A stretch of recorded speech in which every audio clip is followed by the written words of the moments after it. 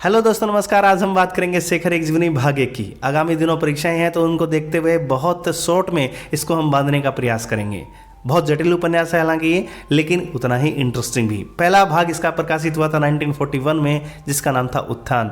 दूसरा भाग इसका जो प्रकाशित हुआ 1944 में हुआ था, उसको हम संघर्ष के नाम से जानते हैं। हालांकि आगे के बारे में आपको ढेर सारी जानकारी है पहले से ही मालूम होंगी, तो उनके बारे में बोलना या लिखना वो स्याही फैलाना या जुबान फिसलाना होगा, तो उसके बारे में हम बात करेंगे नहीं। सबसे बड़ी बात इन्होंने जो की थी, प्रयोगवाद में एक नई क्रांति इन्होंने ला दी थी तार सप्तक की स्थापना करके। तार सप्तक, उसके बाद दूसरा सप्तक, तीसरा सप्तक और चौथा सप्तक। प्रकाशन वर्ष क्या क्या थे ये आप हमें कमेंट करके बता दीजिए। 36-37 में इन्होंने सैनिक और विशाल भारत ये पत्रिकाएं निकाली, इनका संपादन इन्होंने किया। शेखर एक जीवनी में एक किस्सा था कि ये क्रांतिकारियों के लिए बम बनाते थे, उसकी वजह से 6 साल के लिए इनको जेल भी जाना पड़ा था। और जब ये जेल में गए तो वहीं जेल में ही इन्होंने शेखर एक जीवनी लिखी थी। वो भूमिका में लिखते हैं कि घनीभूत वेदना की केवल एक रात में देखे हुए विजन को शब्दबद्ध करने का प्रयत्न रहा है शेखर एक जीवनी।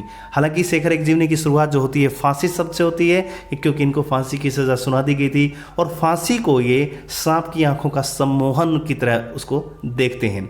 एक इस उपन्यास का कथानायक जो है शेखर ही रहेगा, लेकिन इसके अलावा 2 उपन्यास इन्होंने और लिखे थे, नदी के द्वीप 1951 में और अपने अपने अजनबी 1961 में। अपने अपने अजनबी में कौन कौन पात्र थे ये आप हमें कमेंट करके जरूर बताएं।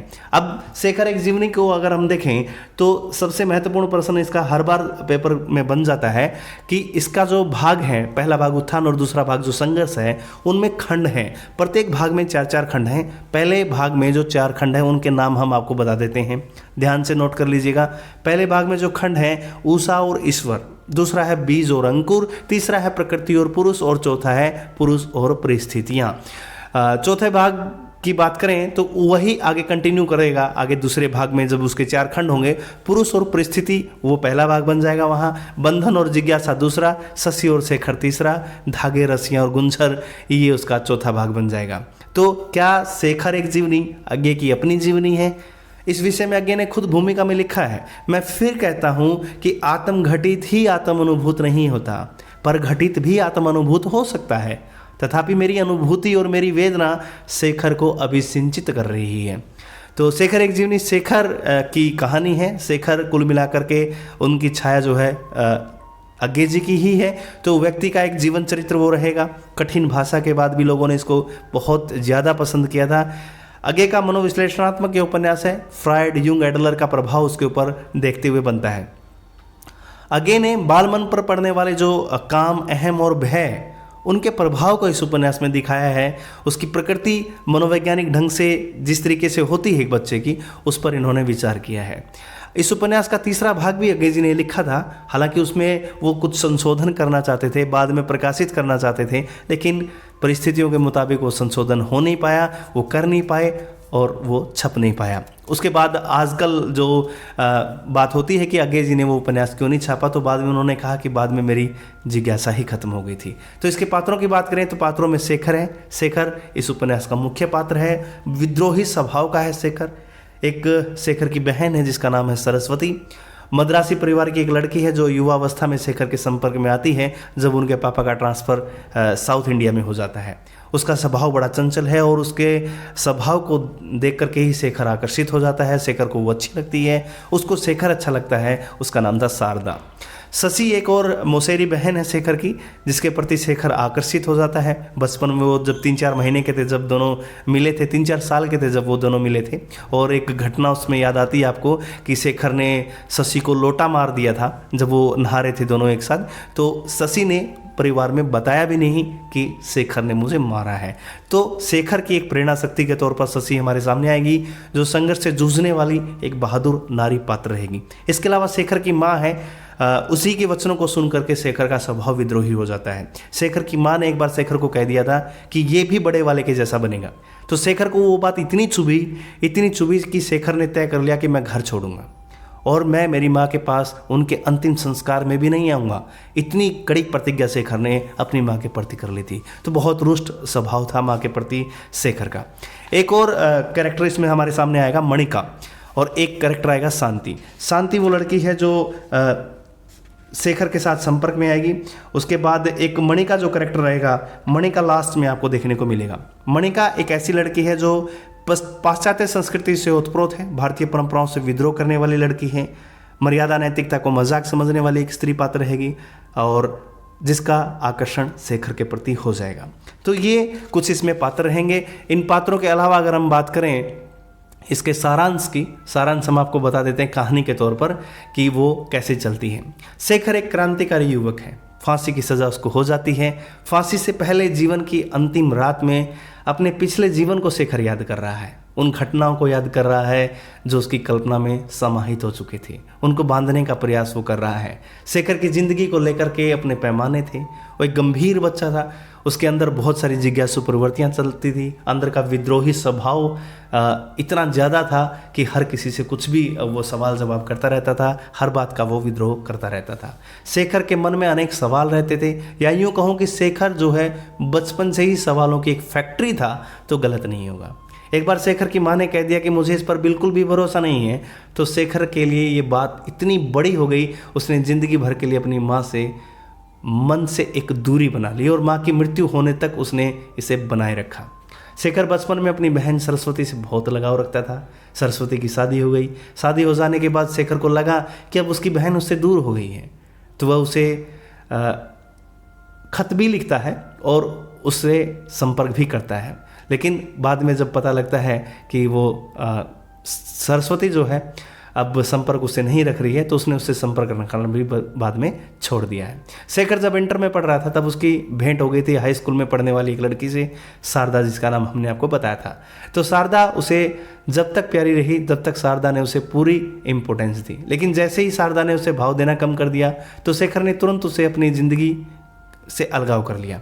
लेकिन एक कहानी और है, शेखर समलैंगिक संबंधों का शिकार भी रहा है, क्योंकि कुमार एक लड़का था, उसके साथ शेखर के समलैंगिक संबंध थे। इस वजह से शारदा ने उससे दूरी बना ली और उन्होंने लिखा है, साफ साफ लिखा है, जब शारदा को पता लगा कि उसके साथ संबंध है कुमार की, तो उन्होंने लिखा, एक कथन आता है, बहुत ही प्यारा कथन है, अगर परीक्षा में आपसे पूछ लिया जाए तो ये कथन बहुत ही महत्वपूर्ण बन जाता है शारदा का, कि such a big silly boy like you, अर्थात ऐसा बुद्धू जैसे तुम, और मैंने ज़िंदगी में सबसे बड़ी गलती की कि मैंने कभी तुमसे बात की। ये शारदा के कथन वहाँ पर शेखर को जाहिर होते हैं। अपनी नौकरानी अत्ती के प्रति भी वो इसी भाव से अनुभव करता है, आकर्षण उसके साथ भी है उसका। शेखर की सर्वाधिक अंतरंगता जो आती है वो किशोरावस्था में अपनी मौसेरी बहन के साथ आती है, जिसका नाम शशि है। शशि का विवाह हो जाता है उसकी इच्छा के विरुद्ध रामेश्वर से। रामेश्वर की शादी के होने के बाद रामेश्वर को संदेह हो जाता है कि शेखर और शशि का इससे पहले कुछ संबंध था, वो संदेह करता है, वो छोड़ देता है। तो शशि जो है शेखर के साथ रहने लग जाती है। शशि शेखर का फिर आत्मीय और अंतरंग अक्षणों का सुंदर चित्रण शेखर एक जीवनी में किया गया है। इस उपन्यास में क्या है ये हम आपको बता देते हैं। इस उपन्यास में मूल कहानी इस आधार पर चलेगी, और अगर बताएं तो इस उपन्यास की शुरुआत होती है एक शब्द से जिसका नाम है फांसी। फांसी शब्द से इसकी शुरुआत होती है। शेखर एक जीवनी को प्रकाशमान पुच्छल तारा कह करके हम बुलाते हैं, पुकारते हैं। इसके अलावा शेखर की जो बातें होती हैं आत्मकथा शैली में एक कहानी प्रस्तुत की गई है। फांसी की सज़ा उसको हो चुकी है और फांसी को आँख का सम्मोहन उसमें दिखाई देता है। अब बात कर लेते हैं उन तमाम बिंदुओं की जो शेखर एक जीवनी के बारे में प्रचलित हैं, उन घटनाओं की, उन किस्सों की, उन प्रसंगों की जिनको हमें जान लेना बहुत ज़रूरी होता है। तो सबसे पहले जो लड़की जीवन में आती है सरस्वती, वो तो उनकी बड़ी बहन थी जिनको शुरुआत में उन्होंने गुरु की तरह माना, और उनकी फिर शादी हो गई थी। उनको फिर खत भी लिखे, बाद में खत उन्होंने लिखने बंद कर दिए थे। उस सरस्वती की तो बात वहाँ पर हो चुकी है। उसके बाद जो लड़की उनके जीवन में आई युवावस्था में, जब उनके पिताजी की ट्रांसफ़र हो गई थी साउथ में, तो वहाँ किशोरावस्था में दक्षिण भारत में एक लड़की उनको मिली, शारदा। शारदा एक ऐसी लड़की थी जो चंचल स्वभाव की थी, स्पष्टवादी थी, और ये गुण उसके अंदर थे। इन्हीं गुणों पर रीझ करके शेखर उससे जुड़ता है, आकर्षित होता है। शारदा की एक खास बात थी, अंग्रेजी बहुत अच्छी पढ़ती थी, लिखती भी थी। शारदा स्नेह और सौंदर्य की साक्षात मूर्ति थी। तो शारदा की अंग्रेजी इतनी अच्छी थी, वो लगातार अंग्रेजी की कविताएं पढ़ा करती थी। एक कवि विशेष का नाम वहाँ पर उपन्यास में लिखा गया है कि शारदा अंग्रेजी कवि टेनिसन की कविताएं पढ़ती थी, वो उनको बहुत अच्छी लगती थी। एक घटना शारदा के साथ जुड़ी हुई है कि शेखर और शारदा एक बार समुद्र के किनारे पर बैठे हुए थे। शेखर जो है शारदा को बोलता कि मैं समुद्र में कूद जाऊंगा, जिससे वो चिढ़ जाती है और किर पड़ती है और शेखर को अपने पास बुलाती है, प्यार से बैठाती है, स्नेह से उसको समझाती है कि प्रॉमिस करो दोबारा ऐसी कोई बात नहीं करोगे। वचन मांगती है कि फिर जिंदगी में कभी ऐसी बात वो नहीं करेंगे। तो शेखर के प्रति मन में अपार श्रद्धा उसके मन में है, अपूर्व प्रेम है उसके मन में, लेकिन इतना प्रेम और श्रद्धा होने के बाद भी शारदा कभी शब्दों के द्वारा शेखर के सामने उसको व्यक्त नहीं कर पाती। शेखर किशोरावस्था के प्रारंभिक दौर में जब समलैंगिक संबंधों से गुजरता है, समलैंगिक प्रेम का शिकार भी होता है। मद्रास में पढ़ते हुए उसका एक साथी था, सहपाठी था, जिसका नाम था कुमार। कुमार के साथ उसका समलैंगिक रिश्ता था। इस बात से इस स्तर तक का था कि शारदा चिढ़ जाती है। एक समय ऐसा भी आता है कि शारदा के मन में शेखर के प्रति श्रद्धा और स्नेह समाप्त हो जाता है। वो कहती है कि तुम्हें और मैं प्यार करूं, मुझे खेद है कि मैंने जिंदगी में तुमसे कभी बात भी की। तो ये शारदा एक लड़की जिसका एक चेहरा हमारे सामने आता है। तो वहाँ से फिर शेखर का अलगाव हो जाता है। तो शारदा के जाने के बाद शेखर के जीवन में एंट्री होती है शांति की।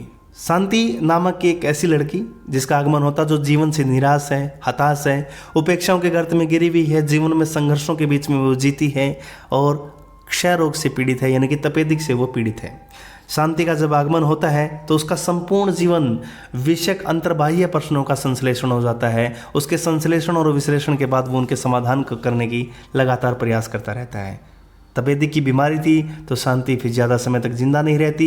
एक दिन उसकी भी अचानक मौत हो जाती है। फिर उसके जीवन में एंट्री आती है शशि की। शशि हालांकि बचपन में उससे मिल चुकी थी।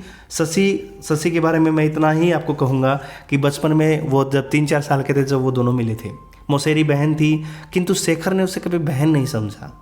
शशि ही वो मानता था। शशि की माँ का नाम विद्यावती था।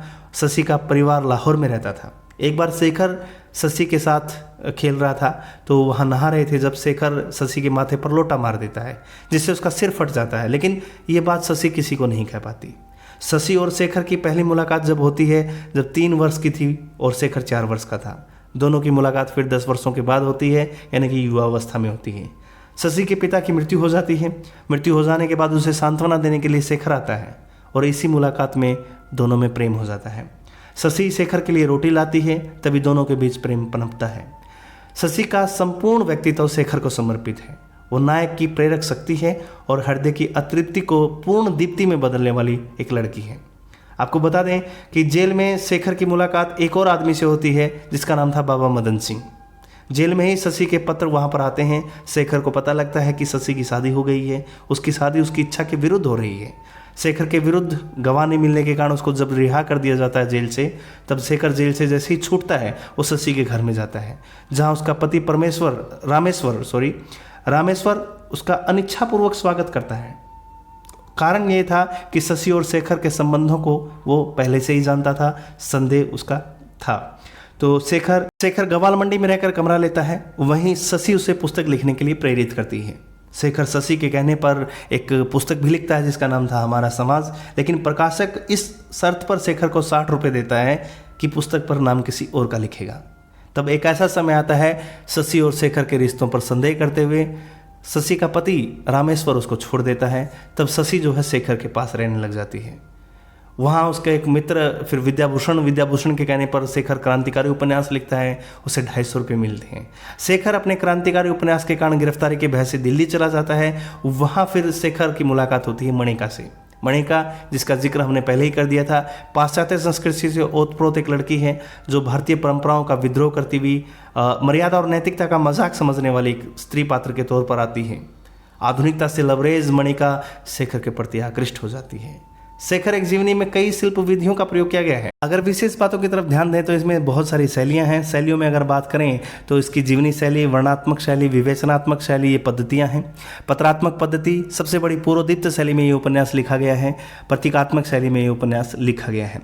तो शेखर एक जीवनी में बहुत सारी ऐसी घटनाएं हैं शेखर को लेकर के, जो एक वृतांत हमारे सामने आया है वो बहुत ही शानदार घटना है। कुछ लोग कहते हैं कि ये यथार्थ था कि नहीं था। तो शेखर में जो यथार्थ है उन घटनाओं को अगर देखें तो एक तो थुक्कू मास्टर वाली घटना जो है आगे की वास्तविक घटना है। अंग्रेजी के जो मास्टर थे मिस्टर गैस, उन भी शेखर को यानी कि अज्ञे जी को पढ़ाते थे, वो भी उनका वास्तविक चित्रण वहाँ पर किया गया है। खुद वो कहते हैं कि शेखर एक जीवनी में शेखर में मेरापन कुछ अधिक है, वस्तुतः शेखर अज्ञे ही हैं अगर इस बात को माने तो। माँ के साथ जो अविश्वास वाली घटना है वो भी सच है। अज्ञे का माँ से उतना कभी नहीं बना जितना उसकी बुआ से बना, यानी कि सुखदा से बना। तो शेखर की क्रांतिकारी जिंदगी अज्ञे की क्रांतिकारी जिंदगी का प्रतीक मानी जा सकती है। और बहुत सारे लोगों ने तो यहाँ तक कहा है कि गिरिराज किशोर ने उनके बारे में क्या कहा है कि शेखर एक जीवनी, इस बार पढ़ते समय मुझे यह बात गहराई से महसूस हुई कि यह अज्ञे का यह उपन्यास परतंत्रता के खिलाफ और आज़ादी के लिए खुली जद्दोजहद था। गोदान की परंपरा में इस आगे की कड़ी के तौर पर गिरिराज किशोर इसको देखते हैं। श्रेष्ठता और अश्रेष्ठता की बात नहीं कर रहे, वो कह रहे हैं कि इसके आगे जुड़ने वाली श्रृंखला की कड़ी शेखर है।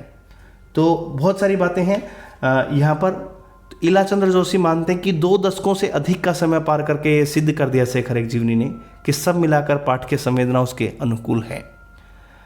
कैरेक्टर में आप जाएंगे तो कहता है एक पंक्ति कि ओ विद्रोहियों आओ, पहले इसी दंभ को काटो, मानो जानो समझो घोषित करो कि हम इस और उस दुर्व्यवस्था से नहीं, हम इस ऐसेपन से ही बहिष्कार मात्र के विरोधी हैं, ये शेखर बोलता है। तो इस पंक्ति से स्पष्ट होता है कि शेखर एक जीवनी के केंद्र में शेखर का विद्रोह उपस्थित है। उसके विद्रोह की प्रेरणा उसके युग यथार्थ से निहित न होकर के उसके मनोवैज्ञानिक व्यक्तित्व में निहित होती है। तो ये बात हमने की आज शेखर एक जीवनी की। उम्मीद करते हैं आपको हमारी ये कड़ी पसंद आई होगी। ढेर सारा धन्यवाद आपको। अगर आप चाहते हैं कि आगे भी हम ऐसे ही उपन्यासों की श्रृंखला आपके साथ चलाए रखें तो लाइक शेयर सब्सक्राइब जरूर करिए। अच्छा लगे तो कमेंट करके ज़रूर बताइएगा। फिर मिलते हैं अगले उपन्यास के साथ, तब तक के लिए नमस्ते, बाय बाय, नमस्कार, जय हिंद।